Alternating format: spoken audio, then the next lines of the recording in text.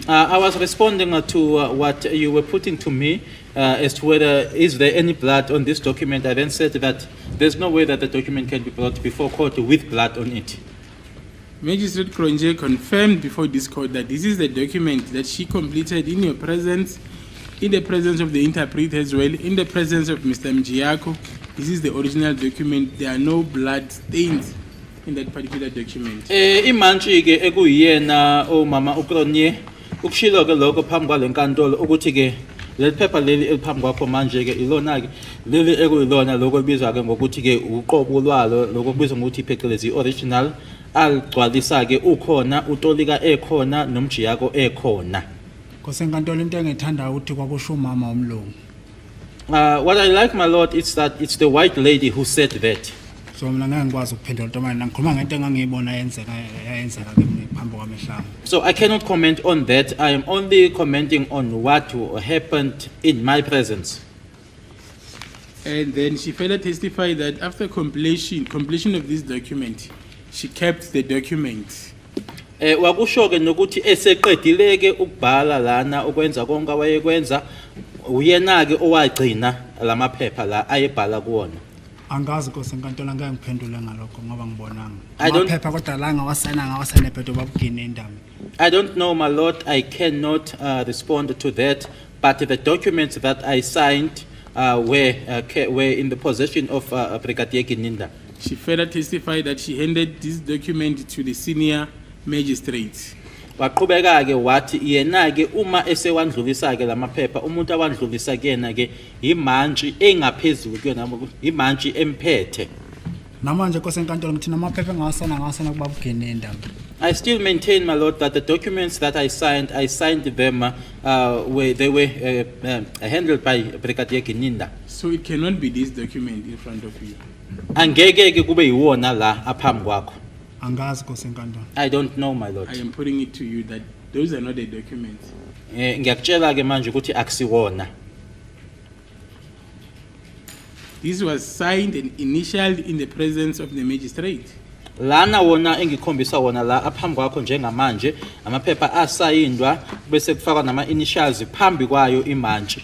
Ngethemba Kosenkantolo ngithemba angakusana phambi kwamanje signature phela ama BS la ngathi ama BS liwe la ngabhala kuba kuGinenda azange ngabhala phambi kwa magistrate namanje lokho ngiyakuphinda. I still maintain, my lord, that which I said here in court, that the only thing that I signed here was the full signature which I signed in front of the magistrate. The initials where there is BS, that's why I initialed before Brigadier Gininda.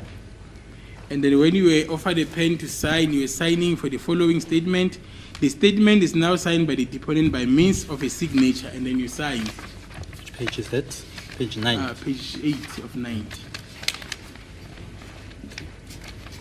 Bese kubhalwa ke lana ukuthi manje statement seyasayindwa ke yilona ke ebenikeza ngenkulumo lena ngokuthi ke abe seyasayinda.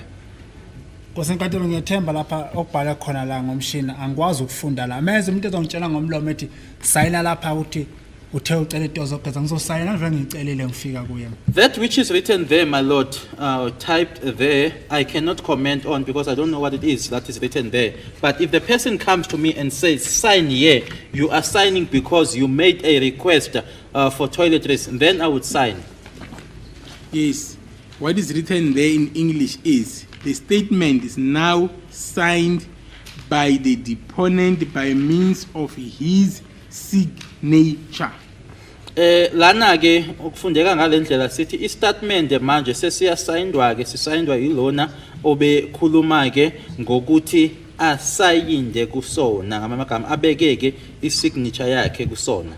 Namanje Kosenkantolo ngiyaphinda le athe ngiphinda ngithi la ngisayina uthi ngangiselect manje ngangicela itozo kugeza nokufona yinto engatshena ngomlomo mina lapho ukufunda ngikwazi ukufunda lami. I repeat my answer, my lord, that here I signed it because I had made a request for toiletries. I cannot read. It is something that I was told that this is what you are signing for. And then where you said you made a request for a bath, there's no signature. La khona ke uthi wacela ke ukuthi usucela ugeza ke manje akukho okusayindiwe khona lapho. Kosenkantolo umuntu uma enginike iphepha ekhomba ukuthi sana bafela ngithini mina ngathi kasenkantolo. Ngithi uyangitshela ukuthi yenza so. My Lord, when someone gives me a document and points out and says, sign here, what am I supposed to do? This person is telling me to do this. Was there a reason for you not to have initialed this document in the presence of the magistrate and the interpreter? Sasikhona yini isizathu sokuthi uma usufaka ama initials ukuthi lokho ukwenze imantshi notolika bengekho, sasikhona yini isizathu ukuthi ukwenze manje seungekho ungakwenzi phambi kwabo lokho? Kosenkantolo akaze ngitshele ngalento lephambi kwamagistrate mina. Kwathi wasayina la ngasayina lapha engikhomba khona namanje phambi kosenkantolo. My Lord, I was never told by this, the witness pointing to the initial part.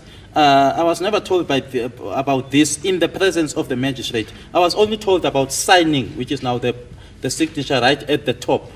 So it is your evidence now before this court that when you were taken out to that place in the industrial area, you were only taken out to initial this document. Kubufakazi bakho ke phambi kwalenkantolo ukuthi nkathi usuthathwa ke ususwa eBinoni, so the eBoxburg, uya kule ndawo leyana le uthi ke kwakuyindawo oyibona ukuthi yayinama firm, ukuthi ukuphela kwezathu ababekusela sona lapho ukuthi nje uyofaka ama initials kuphela. Kosenkantolo aye khona amanye amaphepha emaningi, amaphepha ugeninde waphethe amaphepha amaningi, amanye angiwazi ngindawo engangikhombisa ukuthi leli phepha lesho ukuthini lesho ukuthini. There were other documents, my Lord. The Brigadier Gininda was in possession of many documents, but he never specified to me that this document is for this and this document is for that. So in that particular area, you also signed?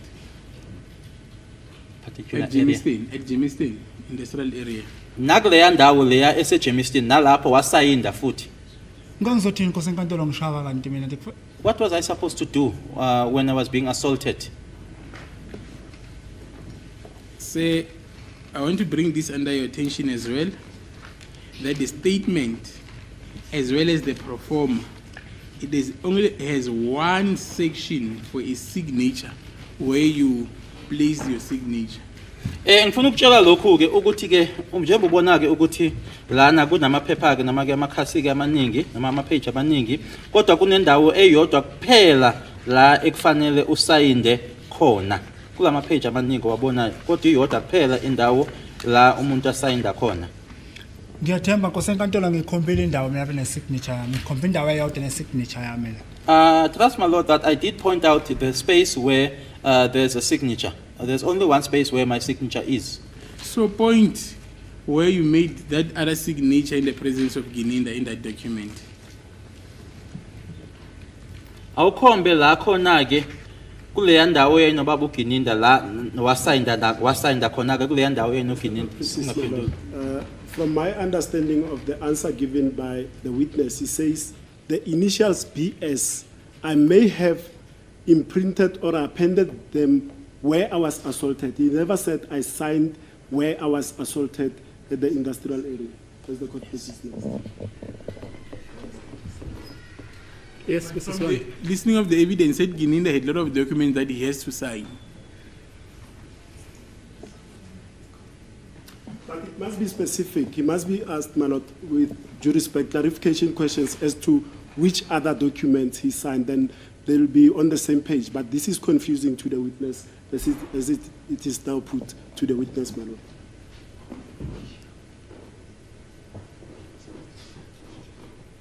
Yes, Mrs. Wande. What's your response? No, I will respond by asking the witness another question. Oh, I see.